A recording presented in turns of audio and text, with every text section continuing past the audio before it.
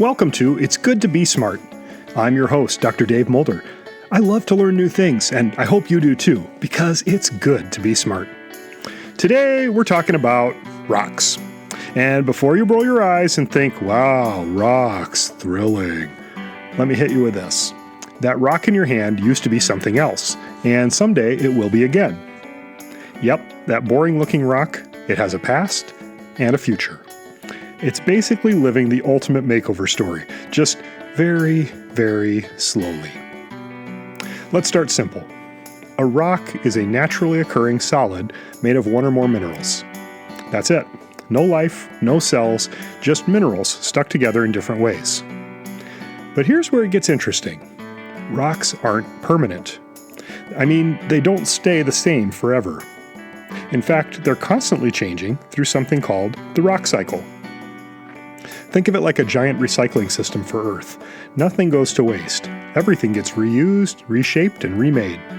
And the rock cycle is surprisingly complex, so get your hard hats on, because we're going exploring. To help you understand this rock cycle, let's follow one rock. We'll call him Rocky. Yes, I know, very original. I'm really rocking the creativity today. There's your first pun, and yes, that one was intentional. Rocky's journey could start in a few different places, but let's begin deep underground. Rocky starts as molten rock, magma, beneath the Earth's surface. It's insanely hot, glowing, and slowly moving.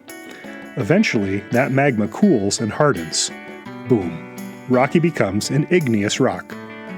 Igneous rocks form from cooled, molten material. If they cool underground, they cool slowly and form large crystals like granite, which is often used for kitchen countertops. If they cool quickly at the surface, they form small crystals, or even glassy textures, like obsidian. So next time you see a shiny black obsidian rock or a speckled granite countertop, you're looking at a rock that used to be liquid fire. That's a glow-up. But Rocky's story doesn't end there.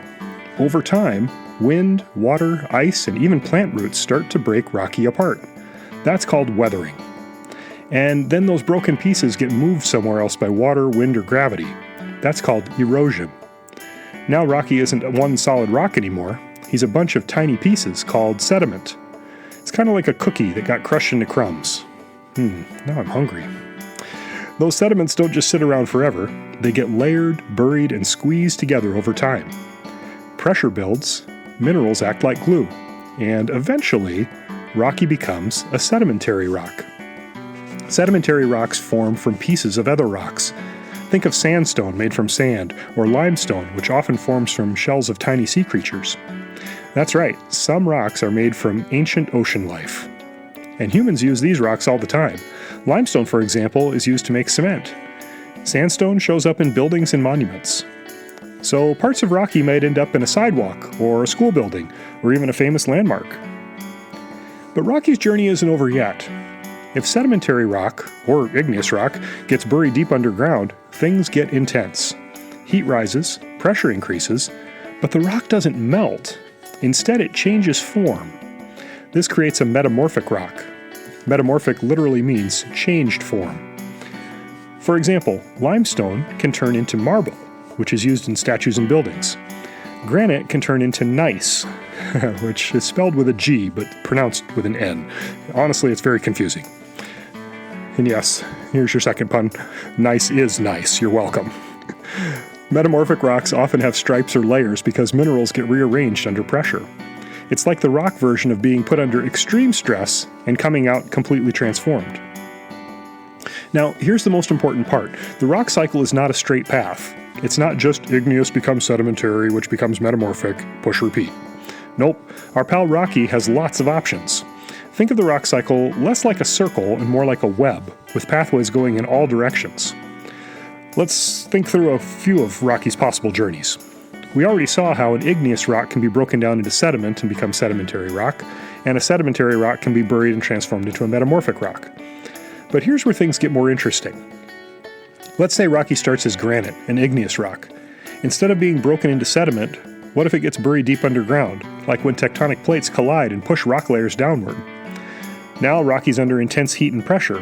He doesn't melt, but he does change. That granite can turn directly into a metamorphic rock like gneiss. No sediment stages at all. just straight from igneous to metamorphic. Or take a sedimentary rock like limestone. If it gets pushed even deeper into the earth, the temperature might get so high that it melts completely. Now Rocky isn't even a rock anymore, he's magma again. And when that magma cools, boom, back to being an igneous rock. That's like skipping 2 steps and starting over. The same thing with metamorphic rocks. Let's say Rocky becomes marble after going through heat and pressure. If things keep heating up, that marble can melt into magma, and once it cools, it can become a brand new igneous rock. So yes, metamorphic can go straight back to igneous. And remember, any type of rock can be broken down at the surface. So whether Rocky is igneous, sedimentary, or metamorphic, wind can wear it down, water can carry it away, ice can crack it apart, turning it into sediment all over again. So instead of a simple loop, think of it like this. There's no single path and no fixed order. The rock cycle is actually a constantly changing system, powered by heat from inside the earth and energy from the sun at the surface. Our pal Rocky isn't just going in circles. He's navigating a whole network of possibilities. So, why should you care? Because this cycle is constantly reshaping the earth. Mountains form and wear down. New rocks are created. Old rocks are recycled. That ground you're walking on, it has history.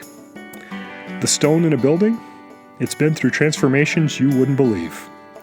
Even something as simple as a pebble might once have been molten magma, part of a mountain, buried under the ocean, or squeezed deep underground. That's a pretty incredible journey for something you might usually ignore. So next time you pick up a rock, remember, it's not just a rock, it's a traveler, a shapeshifter, a survivor of heat, pressure, time, and change. And honestly, that's something we shouldn't take for granted. Yes, the final pun.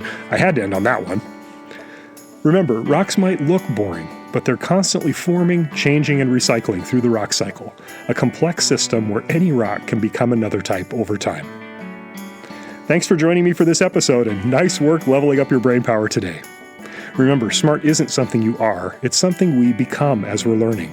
So keep listening, keep learning, and keep getting smarter every day.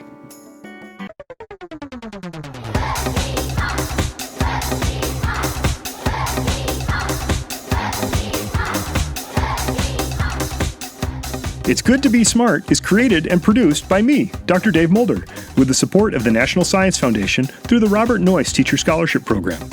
Subscribe to this feed so you'll never miss an episode. And check out our home on the web, goodtobesmart.com. Until next time, keep asking questions, stay curious, and keep learning, because it's good to be smart.